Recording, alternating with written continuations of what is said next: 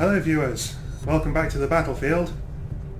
I want to do something a little different for this episode, just for as a recap of catching up on our fallen soldiers that sacrificed so much in the fight against Advent. Because I was just browsing this list earlier on, and it's amazing how much I actually remember them from our previous playthroughs. We're up to 11 casualties in total now. But for some reason they don't seem to store them in chronological order. Oh, there we go.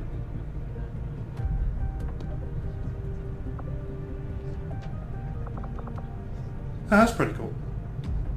And as you can see, most of the deaths what we've had are on like single missions. Operation Warsong, as you remember, was the first defense of New Mexico, which went horribly awry. We lost our best soldier at the time, Bones, the original medic. But I just want to go through them all one by one with you, and just, you know, just remember them as I do. This is all on this playthrough, so if you want to see him, just watch the earlier episodes if you haven't already. But Squatty Hilda Johnson died on the second ever mission, named after her actually, the Glitch in Circumstance, because it turned out she wasn't in cover when she was, and the game disagreed. So an Advent officer basically just shot her down with his mag rifle at the time. Oh. And oh, do I have to do this every time? Looks like it. Bones Lethargo, or Legetho. He was one of my favourite guys. Took out by a muton with a bloody beam rifle. That was painful. Our original medic. He survived 15 attacks until he finally copped it. His epitaph was basically "He's dead, Jim," named after Leonard McCoy's famous saying. I don't know if there's another way of actually doing this, but I do apologise if there is. Sokolova was our original assault. She was standing on top of a roof, which sees high ground isn't always an advantage, which it certainly wasn't. Yeah, that was a nightmare. That was an Advent mech that did that, I remember that. Who else we got? Ewan Gray. He was a sniper who panicked, and I thought the Jack Sparrow famous quote for the pirate code, "Anyone who falls behind is left behind." He was our original sniper. Muton went and took him out personally in hand-to-hand combat. That was pretty painful. Operation Witchfather, which I think, I may be wrong, but I think that's when we had to take that Advent train out or something. Main symptoms include not knowing when to duck. Yes, that's quite true.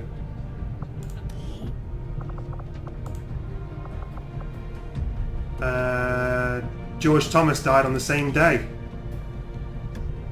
Yes, it was the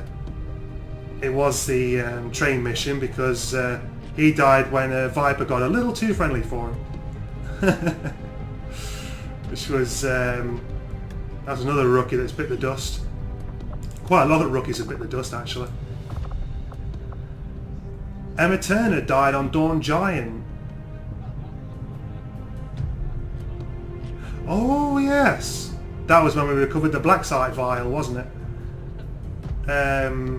We actually took her back with us, if I recall. Bishop actually carried her back. But yeah, we ran out of med kits and she was poisoned and we couldn't get her out in time. Wow, it's amazing how much you can actually get attached to these guys. DeLuca. Oh yes, that was oh, I remember. He died through collateral damage. On the second attack of New Mexico, he was the assault class who was rescuing all the civilians. And we won that mission thanks to his sacrifice. Well, I thought he did survive the actual attack by the shapeshifter, but it turned out that the shapeshifter had caught a flammable explosive generator next to him, and the generator exploded and took the rest of his health bar with it.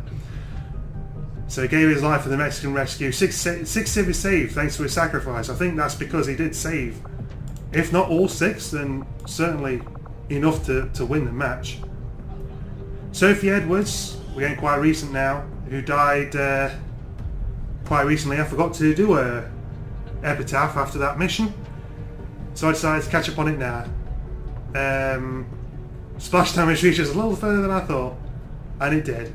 The only person who's not actually killed anybody, but we took her with us to get her some experience, and it cost well, her life experience basically. And then we go on to the ones that were really painful. Yekaterina Bogdanova. She was a spy who originally spotted the bloody sector pod that ripped her to pieces. She got finished by the elite troopers, as you recall. Caught spying behind enemy lines carries a penalty of death, and it certainly did. Even with the aid protocol supplied by Rattler, it just wasn't enough to take. It wasn't enough to save her. She was a sergeant as well, so that really hurt. And finally, the one that's our most highest ranking casualty to date, Benji, old Torture, got took out by an Advent mag rifle after the bloody sector pod destroyed his cover. I actually written this little epitaph, I just wrote it down. Those were the words that came to light. Shining bright in a world of light where might is right against an unholy sight. I thought that was pretty cool, considering it just rolled off the top of my head. But yeah, he was one of our longest serving. I remember the only reason I hired him or picked him was because of his helmet. But yeah, that's the total casualty list so far.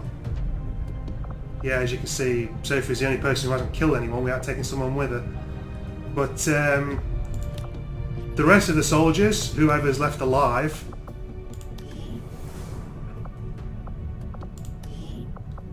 this is who we've got left.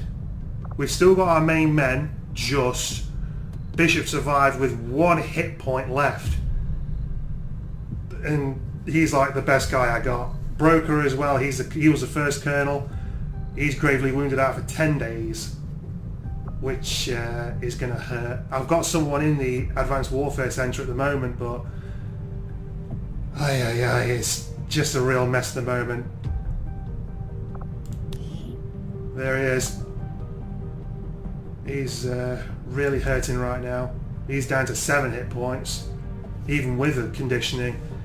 We've got Sharon, who I don't think was on that mission. So she's recovering from the last one.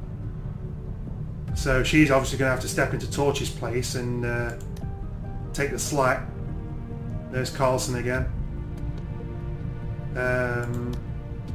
Bullseye, he had a pretty rough spell of it. He was only lightly wounded, so he'll be back in a couple of days. He'll be on the next assignment. Slim's available at the moment. Old Novak, or Novak, however you pronounce that. He's going to have to step up a gear, I think. We've all got a cover for Torchy now. We've got Sergeant Vinogradov. He is our backup medic, I believe, because Rattler's our first. We've always got to have a medic on this. I chose him for his sideburns. Look at those sideburns. Well, it's not even a sideburn, it's more like a full-blown beard. There's Rattler, our primary medic. He's got conditioning for mobility to try and help him get around. A bit redundant really, seeing as aid protocol basically lets him do that anyway. Mingho, Bandit, is one of the few assault classes I've got left. Obviously with Bogdanova biting the dust, I'm going to have to be relying on these guys a bit more. Brittany Stevens, who we got for just for the name really, hasn't been on a mission yet. So I think she'll be on our next mission to try and get some more experience. And this major is the guy we've just hired. I've got to do his stats, but I'll do that another day. As you can see, I've not even equipped him yet, so we'll have to deal with him as well. So that's our complete squad list today. I'm doing this now because after that mission, I don't think I'm going to make the end of this. I mean, I hope I will, but who knows. Well, I hope you enjoyed this little catch-up on those dead and dying, and those that are living to fight another day. As usual, guys, thanks for watching. I hope you enjoyed it. Transmissions lately. It sounds a little like German, but it's hard to tell. And I'll see you next time. Bye-bye.